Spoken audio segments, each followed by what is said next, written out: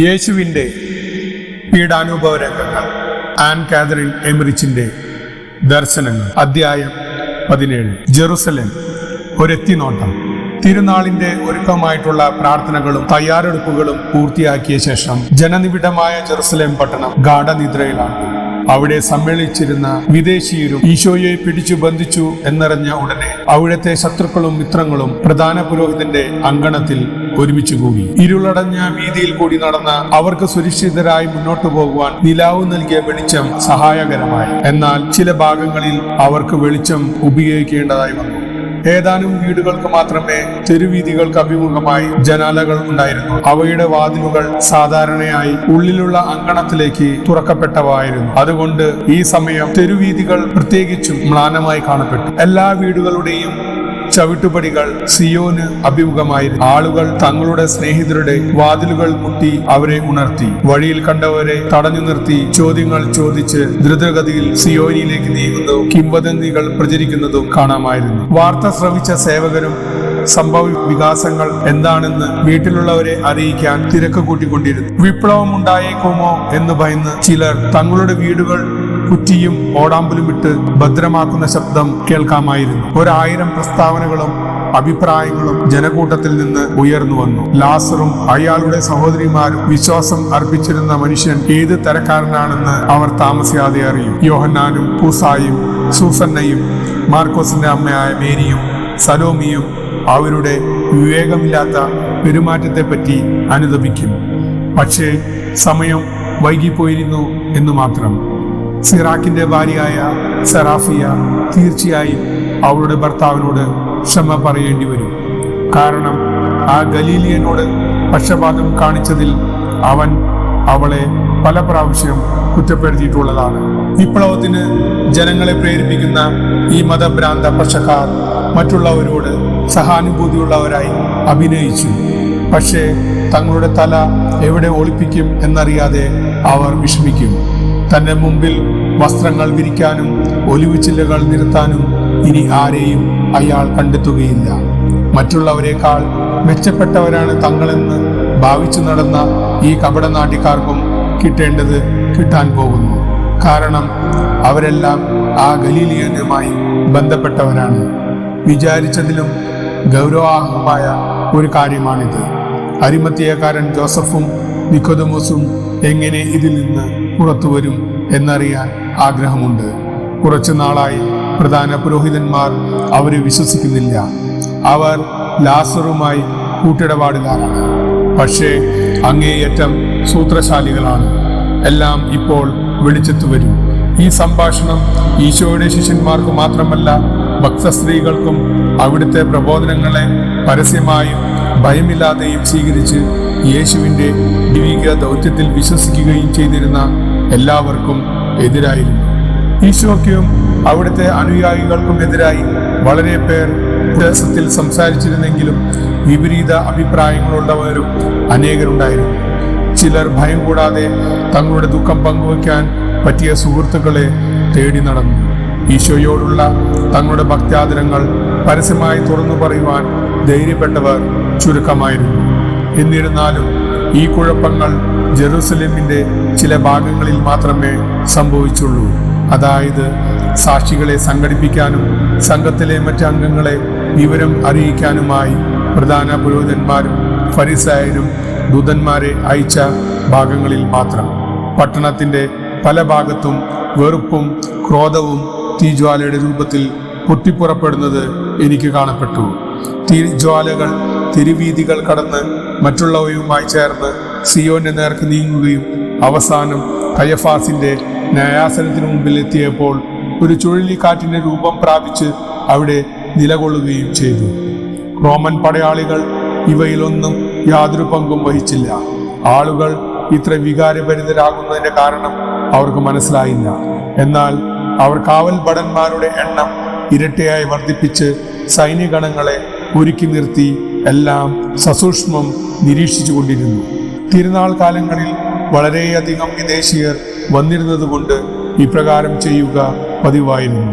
തങ്ങൾ ചോദ്യം ചെയ്യപ്പെടുകയും അങ്ങനെ അശുദ്ധരാക്കപ്പെടുകയും ചെയ്യുമോ എന്ന് ഭയന്ന് ഫരിസായർ കാവൽ ഭടന്മാരിൽ നിന്ന് അകന്നു നിന്നു. സിയോനും ഓഫേലിനു ചുറ്റിലും തങ്ങളുടെ പടയാളികളെ കാവൽ നിർത്തിയതിന്റെ കാരണം പ്രധാന പുരോഹിതന്മാർ പീലാത്തോസിനെ അറിയിച്ചിരുന്നു. എന്നാൽ അവരുടെ ഉദ്ദേശശുദ്ധിയിൽ അയാൾ വിശ്വസിച്ചില്ല. റോമാക്കാരും യഹൂദരും തമ്മിലുള്ള മാനസിക അകൽച്ച അത്ര അധികമായിരുന്നു. ഉറക്കം ലഭിക്കാത്ത അയാൾ രാത്രിയുടെ സിംഹഭാഗവും അങ്ങുമിങ്ങും നടക്കുകയും ലഭിക്കുന്ന വിവരങ്ങൾക്കനുസരിച്ച് ആജ്ഞകൾ നൽകുകയും ചെയ്തു. അയാളുടെ ഭാര്യ ഉറങ്ങിയെങ്കിലും പേടിപ്പെടുത്തുന്ന സ്വപ്നങ്ങൾ മൂലം ഇടവിട്ട് ഞരങ്ങുകയും കരയുകയും ചെയ്തുകൊണ്ടിരുന്നു. ഈശോ ബന്ധിക്കപ്പെട്ടു എന്ന് അറിഞ്ഞപ്പോൾ ഏവരെയേക്കാൾ അധികമായി ദുഃഖിച്ചത് പാവപ്പെട്ട ഓഫേൽ നിവാസികളാണ്. ഇവരിൽ ഭൂരിഭാഗവും സാധാരണക്കാരായിരുന്നു. മറ്റുള്ളവർ ദേവാലയത്തോട് അനുബന്ധിച്ചുള്ള നിസ്സാരങ്ങളായ ജോലികൾ ചെയ്തിരുന്നവരും. ഈ വാർത്ത അവർക്ക് അപ്രതീക്ഷിതമായിരുന്നു. കുറച്ചു സമയം അവർ വാർത്തയുടെ സത്യാവസ്ഥയെ സംശയിച്ച് ഭയത്തിന്റെയും പ്രതീക്ഷയുടെയും മധ്യേ കഴിഞ്ഞു. എന്നാൽ അവരുടെ ഗുരുവും ഉപകാരിയും ആശ്വാസപ്രദനുമായവൻ അപമാനിതനായി മുറിവേറ്റ് തെരുവീതിയിലൂടെ വലിച്ചിഴക്കപ്പെടുന്നത് കണ്ടപ്പോൾ അവർ ഭയന്നു വിറച്ചു. പരിശുദ്ധ അമ്മ തന്റെ തിരുക്കുമാരനെ കുറിച്ച് ശരിയായ വിവരം ലഭിക്കുന്നതിന് വേണ്ടി ഏതാനും ഭക്തസ്ത്രീകളോടൊപ്പം തെരുവീതികൾ തോറും നടക്കുന്നത് കണ്ടപ്പോൾ അവരുടെ ദുഃഖം ഇരട്ടിയായി. ഈശോയുടെ ശത്രുക്കളുടെ കണ്ണിൽപ്പെടാതിരിക്കാൻ വേണ്ടി ഈ ഭക്തസ്ത്രീകൾ പാതയോരത്തോ കവാടങ്ങൾക്കരികിലോ പതുങ്ങിക്കൂടേണ്ടി വന്നു. എന്നിരുന്നാലും ചിലപ്പോൾ അവർ അപമാനിക്കപ്പെടുകയും ദുസ്വഭാവികളായ സ്ത്രീകളായി പരിഗണിക്കപ്പെടുകയും ചെയ്തു. ചീത്ത പറഞ്ഞും ജൈവേരി മുഴക്കിയും യഹൂദർ അവരുടെ വികാരത്തെ മുറിപ്പെടുത്തി. വളരെ വിരളമായി മാത്രമേ ദയയും കരുണയുമുള്ള വാക്ക് കേൾക്കുവാൻ അവർക്ക് കഴിഞ്ഞുള്ളൂ. ക്ഷീണിച്ച് അവശരായ അവർ സുരക്ഷിത സ്ഥാനത്ത് എത്തിച്ചേർന്നു. അവർ പരസ്പരം ആശ്വസിപ്പിക്കാനും സഹായിക്കാനും പരിശ്രമിച്ചു. ഇരുന്ന് വിശ്രമിച്ചു കൊണ്ടിരിക്കെ ആരോ വാതിലിൽ മുട്ടുന്ന ശബ്ദം കേട്ട് ശ്വാസം അടക്കി പിടിച്ചുകൊണ്ട് അവർ ശ്രദ്ധിച്ചു. വീണ്ടും മുട്ടുന്ന ശബ്ദം. അത് ആദ്യത്തേതിനേക്കാൾ മൃദുവായിരുന്നതിനാൽ ശത്രുക്കളല്ലെന്ന് അവർക്ക് ബോധ്യമായി. എങ്കിലും കബളിക്കപ്പെട്ടേക്കുമോ എന്ന് ഭയന്ന് വളരെ ശ്രദ്ധയോടെ അവർ വാതിൽ തുറന്നു. ഈശോയുടെ ഒരു യഥാർത്ഥ സ്നേഹിതനായിരുന്നു അത്. ആകാംക്ഷയോടെ സംഭവ വികാസങ്ങളെ കുറിച്ച് അന്വേഷിച്ചെങ്കിലും അവർക്ക് ഒരാശ്വാസവും ലഭിച്ചില്ല. സ്വസ്ഥത ലഭിക്കാത്ത അവർ പുറത്തു കടന്ന് കാര്യങ്ങൾ അന്വേഷിക്കുവാൻ തുടങ്ങി. കൂടുതൽ ദുഃഖിതരായി തങ്ങളുടെ അഭയസ്ഥാനത്തേക്ക് അവർ വീണ്ടും തിരിച്ചു നടന്നു. സ്ലിഹന്മാരിൽ മിക്കവരും ജെറുസലേമിനെ ചുറ്റിയുള്ള താഴ്വരകളിൽ കൂടി പേടിച്ച് ലക്ഷ്യമില്ലാതെ നടന്നു. ചിലപ്പോൾ അവർ ഒലിവുമലയുടെ താഴ്വാരത്തുള്ള ഗുഹകളിൽ അഭയം പ്രാപിച്ചു. അവർ പുറത്തു വന്ന് മറ്റാളുകളുമായി സംസാരിച്ചത് വിറയലോടെ ആയിരുന്നു. നേരിയ ശബ്ദം കേട്ടാലുടൻ പരസ്പരം അകന്നുപോയിരുന്നു. അവർ ഒരു ഗുഹയിൽ ഒളിക്കും, പിന്നെ മറ്റൊന്നിലേക്ക് മാറും, വീണ്ടും മാറും, അങ്ങനെ തുടർന്നുകൊണ്ടിരുന്നു. ചിലർ ഒലിവുമലയുടെ മുകളിൽ കയറി സിയോന് ചുറ്റും തെളിഞ്ഞു നിന്നിരുന്ന പന്തങ്ങളിലേക്ക് ഉത്കണ്ഠയോടെ ഒളിഞ്ഞു നോക്കും. ഓരോ ശബ്ദവും അവർ ശ്രദ്ധിക്കുകയും 1000 ഊഹാപോഹങ്ങൾ നടത്തുകയും ചെയ്യും. പുതിയ വിവരങ്ങൾ എന്തെങ്കിലും കേൾക്കാമെന്ന പ്രതീക്ഷയോടെ വീണ്ടും താഴ്വാരയിലേക്ക് മടങ്ങി. കയ്യാഫാസിന്റെ നീതിന്യായ കോടതിക്ക് സമീപത്തുള്ള തെരുവുകൾ വിളക്കുകളും പന്തങ്ങളും നിറഞ്ഞ് പ്രകാശമാനമായി. എന്നാൽ ജനം അവിടെ സംഘടിച്ചപ്പോൾ ശബ്ദവും ബഹളവും വർദ്ധിച്ചു. മുക്രയിടുന്ന കന്നുകാലികളും കരയുന്ന ആടുകളും കൂടിയായപ്പോൾ വരാൻ പോകുന്ന വിപത്തിനെ വിളിച്ചറിയിക്കുന്നത് പോലെ തോന്നി. ജെറുസലേമിന്റെ പിന്നിലുള്ള മതിലിനരികെ മൃഗങ്ങളെ കെട്ടിയിട്ടിരുന്നു. പിറ്റേന്ന് ബലിയർപ്പിക്കപ്പെടേണ്ട ഈ ആടുകളുടെ നിലവിളി ഹൃദയസ്പർശിയായ ഒന്നായിരുന്നു.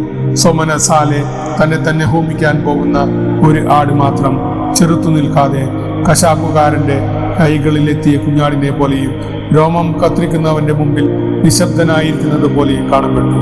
ആ കുഞ്ഞാടിന്റെ വായ തുറന്നില്ല. ദൈവത്തിന്റെ കളങ്കമില്ലാത്ത കുഞ്ഞാട്, യഥാർത്ഥ പെസഹ കുഞ്ഞാട് യേശു ക്രിസ്തു. ആകാശം കറുത്തിരുണ്ട് ഭയാനകമായി. സൃഷ്ടികർത്താവ് മരണം പുൽകാൻ പോകുന്നതിനാൽ പൂർണ്ണത പ്രാപിക്കാൻ മടിച്ചു നിൽക്കുന്നത് പോലെ ചന്ദ്രൻ രക്തവർണമായി കാണപ്പെട്ടു. എവിടെയും ഭീതി നിഴൽ വിരിച്ചു നിന്നു. പട്ടണത്തിന് പുറത്ത് തെക്ക് വശത്തുള്ള കവാടത്തിനരികിൽ ഒറ്റുകാരനായ യൂദാസ് കറിയോത്തോ അസ്വസ്ഥനായി നടക്കുന്നത് ഞാൻ കണ്ടു. മനസാക്ഷിയുടെ കുറ്റപ്പെടുത്തൽ കൊണ്ട് പീഡിപ്പിക്കപ്പെടുന്ന ഒരു ജീവി. അയാൾ സ്വന്തം നിഴലിനെ പോലും പേടിച്ചു. അനേകം പിശാചുക്കളും അയാളെ പിന്തുടരുന്നത് ഞാൻ കണ്ടു. അവ അവന്റെ കുറ്റബോധത്തെ കൂടുതൽ നിരാശയിലേക്ക് നയിച്ചു. അനേകായിരം അശുദ്ധാരൂപികൾ തിരക്കിൽ എല്ലാ സ്ഥലങ്ങളിലും പാപത്തിന് പിന്നാലെ വീണ്ടും പാപം ചെയ്യാൻ മനുഷ്യരെ പ്രലോഭിപ്പിച്ചുകൊണ്ടിരുന്നു. നരക കവാടം മലർക്കെ തുറന്നിട്ടതുപോലെ തോന്നി. കറയില്ലാത്ത കുഞ്ഞാട് ഏറ്റെടുത്ത മനുഷ്യപാപങ്ങളുടെ ഭാരം വർദ്ധിപ്പിക്കാൻ പിശാച് അവന്റെ സർവശക്തിയും ഉപയോഗിച്ച് ശ്രമിച്ചു. മാലാഖമാർ സന്തോഷിക്കുകയും അതോടൊപ്പം ദുഃഖിക്കുകയും ചെയ്യുന്നവരായി കാണപ്പെട്ടു. ദൈവിക സിംഹാസനത്തിൽ സാഷ്ടാംഗം പ്രണമിച്ച് ഈശോയെ സഹായിക്കാൻ അനുവാദം ചോദിക്കുന്നതിന് അവർ ആഗ്രഹിച്ചു. എന്നാൽ നിവർത്തിക്കപ്പെടാൻ പോകുന്ന ദൈവിക നീതി കരുണയും സമ്മേളിക്കുന്ന ആ മഹാത്ഭുതം കണ്ട് ആശ്ചര്യഭരിതരായി ആരാധിക്കാനേ അവർക്ക് കഴിഞ്ഞുള്ളൂ. കാരണം നമ്മെപ്പോലെ മാലാഖമാരും സർവശക്തനായ പിതാവും ആകാശത്തിന്റെയും ഭൂമിയുടെയും സൃഷ്ടാവുമായ ഏകദൈവത്തിലും അവിടുത്തെ ഏകപുത്രനായ ഈശോ മിശിഹായിലും വിശ്വസിക്കുന്നവരാണ്. അവിടുന്ന് പരിശുദ്ധാത്മാവിനാൽ ഗർഭസ്ഥനായി കന്യകാമറിയത്തിൽ നിന്ന് പിറന്ന് പന്തിയോസ് പിലാത്തോസിന്റെ കീഴിൽ പീഡകൾ സഹിക്കാനിരിക്കുന്നുവെന്നും ക്രൂശിക്കപ്പെട്ട് മരിച്ച് അടക്കപ്പെടുമെന്നും പാതാളങ്ങളിൽ ഇറങ്ങി മൂന്നാം നാൾ ഉയർത്തെഴുന്നേറ്റ് സ്വർഗത്തിലേക്ക് കരയേറി സർവശക്തനായ പിതാവിന്റെ വലതുഭാഗത്ത് ഉപവിഷ്ടനാകുമെന്നും അവിടെ നിന്ന് ജീവിച്ചിരിക്കുന്നവരെയും മരിച്ചവരെയും വിധിക്കാൻ വരുമെന്നും അവർ വിശ്വസിക്കുന്നു. അതുപോലെ തന്നെ പരിശുദ്ധാത്മാവിലും വിശുദ്ധ കത്തോലിക്ക സഭയിലും പുണ്യവാന്മാരുടെ ഐക്യത്തിലും പാപങ്ങളുടെ മോചനത്തിലും ശരീരത്തിന്റെ ഉയർപ്പിലും നിത്യമായ ജീവിതത്തിലും അവർ വിശ്വസിക്കുന്നു.